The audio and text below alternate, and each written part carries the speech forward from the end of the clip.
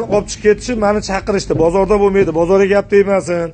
Bozorga ertaga minus bo'lmasin bu narsa. Biz mana olib chiqib tashlayapmiz. Deb mana bu holat mana. 3 kun 4 kunda shu holat bo'lib ketgan mana. Kim aybdor bunga mana? Kim mana? Mana holat, mana ahvolat. Mana buni yozib, mana bu otibani chaqirtirishdi.